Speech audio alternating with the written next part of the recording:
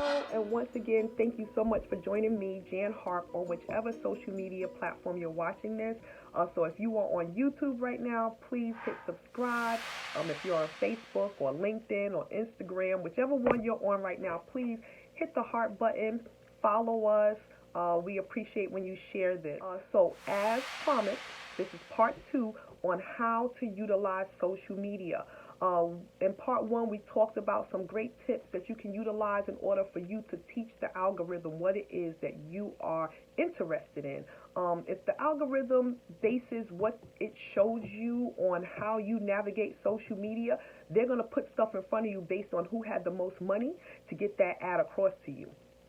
If you, on the other hand, take control of your time on social media and you tell, not just let it learn from you, but you tell the algorithm what it is that you want to see, that will allow you to support the small businesses that you want to support. It will allow you to promote the endeavors that you're interested in promoting, and it will allow you to be able to engage with family and friends much easier. So let's just jump right into it. Here goes some new tips on how to utilize social media to support the things that you are passionate about. I apologize in advance for any shaking. This is my first time trying to record my computer screen, and I definitely want to make sure that a person who is not very familiar with navigating the Facebook tabs, I want to make sure that they know exactly what I'm doing. So usually when you come onto Facebook, it will drop you on your home page. For the sake of not showing people who have not given me permission to show them on this vlog, we're not going to click on the home page, but you want to make sure that you click on your name and you come over to your personal page, and from there you will hit your friends. So you'll see your name, and then there is this bar of information right here at the bottom that gives you all of these different tabs to select from, and you are going to hit your friends. Now once your friends pop up, you pick whichever friend you would like to see first. So I've already selected see first with Jason, and he's given me permission to use his image here. So there's numerous ways to do this. You can just come to your friends page and you can say, okay, I'm ready to put some preferences in here. And you can just go right over here, and where it says get notifications, you're gonna just hit close friends. And that's gonna put it to where you see everything first. If you come over and you notice that it just says that you and the person are acquaintances, you definitely want to hit get notifications in order for you to, once again, as I said, be able to see what he posts first. You can also hover over the person's name, and when you hover over their name, once again, it will give you the option to let the algorithm know what you want done with this friend. So usually when you become friends with a person, they're automatically set to default. So when you come on, it will look like this with default checked. And so you want to then hit see first, and it'll change for you to see first. That is really important when it comes to letting the algorithm know what you want to see, because from this day forward, I no longer have to look for his posts. I do not have to wait for the algorithm to show me his post. Within 3 seconds of him hitting submit, I will see his post pop up in my alerts because he is now see first. So it's just that simple. There's nothing amazing to it. They just have made this new option to where you can go to your friends list, and from your friends list you can pick a friend, and once you pick that friend, you can let the algorithm know we're close friends. I want to see notifications. I would like to not only see notifications, but I want to see them first, because as you see, you can get the notifications. He can be your close friend. But then at the same point in time, you still have to say to the algorithm, I want to see his stuff in my news feed first. And it will happen. It may take at the very longest 24 hours, but the algorithm is going to begin to honor your request and will start to show you what it is that he's posting immediately. Now you may say to yourself, I have this all down pat. I get it. But there's still more online that you can do in order to be supportive of local small businesses. let's jump into the next tip. You know, what more is there for me to do? I'm good now. I see everything. So we want you to see stuff. We want you to attend events. We want you to go out. We want you to do all those things. But we also want to make sure that other people can see what's going on as well, right? Because your whole goal is to be supportive of a small business or an endeavor and so forth. So the way for you to be most supportive is to keep it going. Keep it going. Maybe you can't make it to their next event. Maybe you're in a different state now and you can no longer contribute in person. So the thing that you can do next has to do with Facebook once again, and it has to do with creating a fundraiser. When it comes to creating a fundraiser, we're going to jump into it right now. When it's your birthday, it'll usually pop up. But let's just say it didn't pop up, or let's say you wanted to do a fundraiser just for the heck of it. Let's look at how that gets done. So if you want to create a fundraiser, you can just type it in at the top here. You come to the magnifying glass and you just type in birthday fundraiser and you click right here and it'll pop you up these options. So usually when it's your birthday, the birthday fundraiser option will pop up and, you know, it'll offer you the option to make the birthday fundraiser. But if not, as I said, just do a quick search for it and come over here and click it. If by some chance it's not your birthday, you just want to do a fundraiser, you can also do that. That's this option right here. But for the purpose of this video, we're going to go with the birthday fundraiser. It all kind of works the same. So you click on it and then it will ask you to select a nonprofit. So of course we would love for you to select firmly established. So let's see if we can get that to pop up here. Let's see if I can get it to pop up for us. Let's see.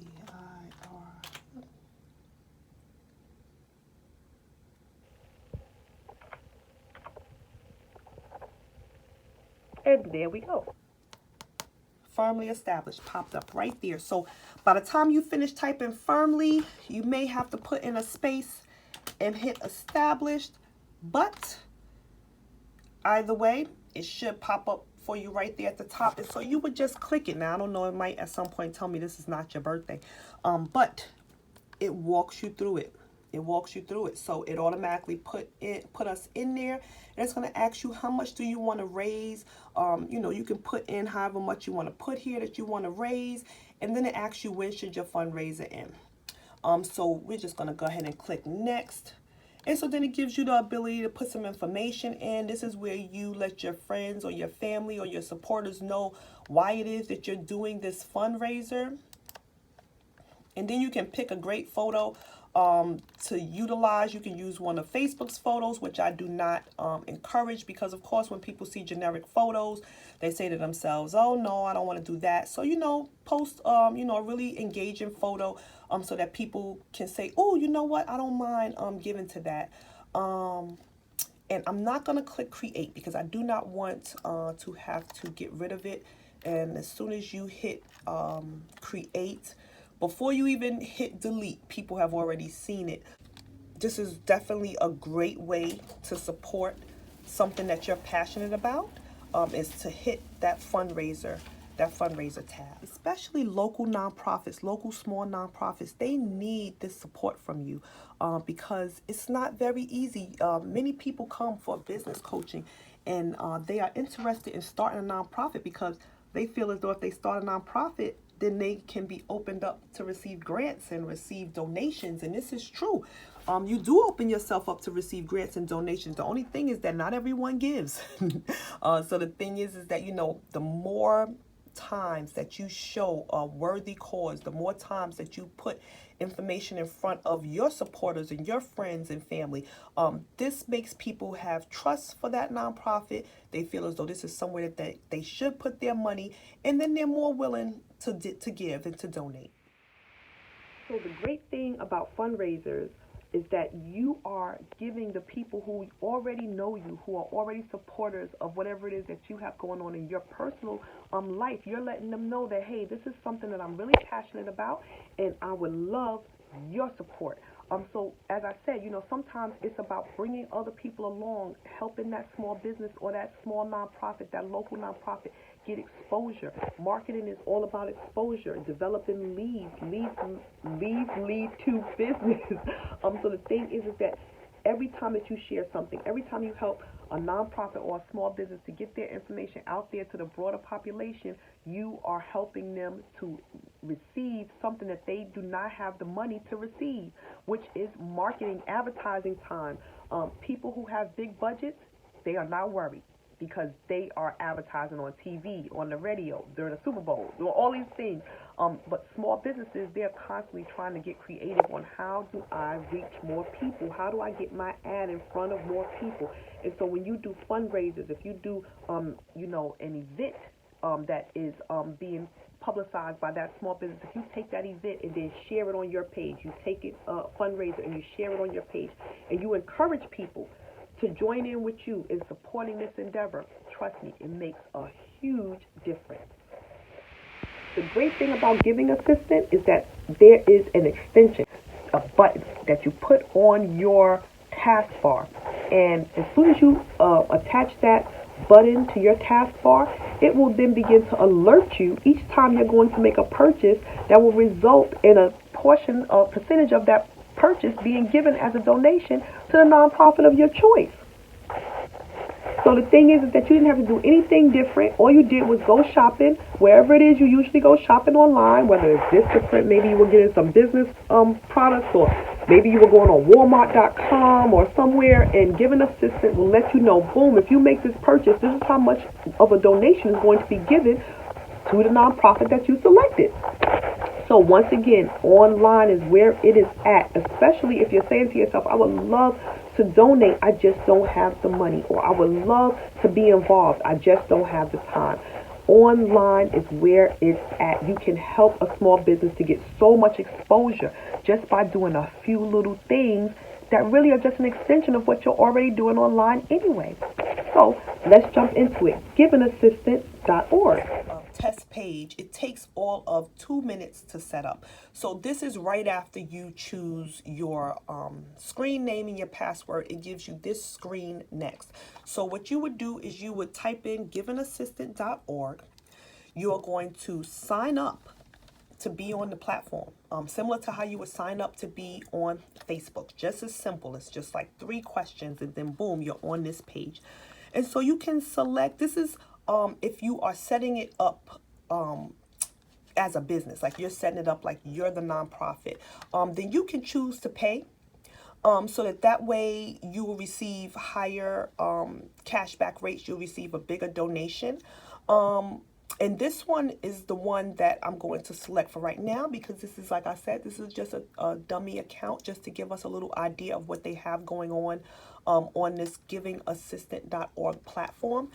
So we're going to select this one. Now, like I said, this is for if you have a nonprofit, but this is also a way to support a nonprofit if you are a consumer. So it says start your shopping trip with Giving Assistance. Earn 15% cash back on purchases at 3,000 popular stores. So it will take you through, how to utilize Giving Assistant. But what is most important is this screen right here. Never miss a cashback opportunity. Use the Giving Assistant button. And so all you have to do is just hit this.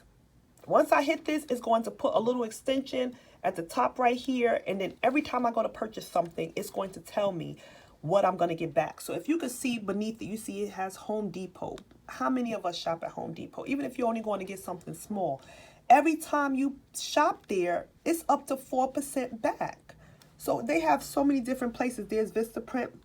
Now I know that Vistaprint gives stuff back because of the fact that I do a lot of business stuff on Vistaprint as well. So, and there's times when they have where this will increase. Vistaprint may have a sale or a special, and I've seen this go way up. So, it just depends on what it is you're purchasing, when you're purchasing it, and this button will let you know exactly how much you're going to get back from that purchase. So that's one of the awesome things, because it will instantly give you that percentage back as soon as you check out. So this is the page, and like I said, once you put that button, that extension up here in your taskbar, you do not have to come to Giving Assistance platform in order for you to get the cash back for your purchase. Once that button is in your computer, then wherever you purchase something online that gives back a percentage to a nonprofit, it's going to automatically do it for you. There's nothing else that you have to do. So giving assistant is another way that I encourage people to support small business online, because this platform, once again, it takes about maybe 2 minutes to set up your actual profile. It takes another 2 minutes to learn how to utilize the platform. And once you put that button on there, like I said, when that icon came up, if I would have just hit, put the button on here, it would have popped it right there automatically. And then boom, each time I go to purchase something, it's going to show me. So much for joining me on this part 2 of how to utilize social media. So these tips were real quick, fast, and to the point. At least I hope so. I'm good for talking. So people have told me, no, people want to hear it. Boom, boom. They want to hear it quick and they want to keep moving. So I'm hoping that this one was concise and to the point. Just for a recap, the like button means nothing. Nothing. You have to hit the heart. Hit that heart. Hit that heart. When it's time to share, remember, if you just hit share and keep moving, it means nothing. Nothing. So you have to hit share, but then before you hit share for it to send, you have to put something in there. You have to put some kind of comment, say, look at this upcoming event, check this sister out, check out this great organization. You have to put something in there and then hit send on your share. If you are on LinkedIn, you have to remember to use the clappy hands, use the heart. Instagram, remember on Instagram you have to leave a comment. You can just use the emojis, use the clapping hands, use the little fire emoji, but leave an emoji and definitely, of course, hit follow.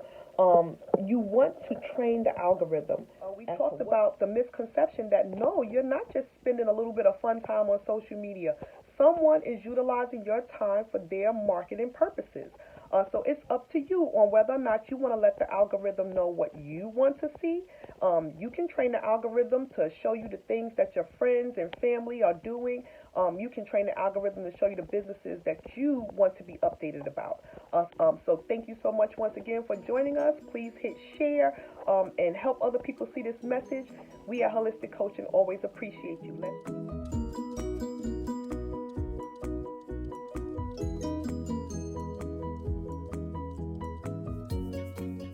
So the thing is we want to get these tips in front of you. We want to make sure that you're able to utilize your time on social media in such a way that it is assisting small businesses in their endeavors to be able to compete in the broader market, because it just boils down to money when it comes to advertising, right?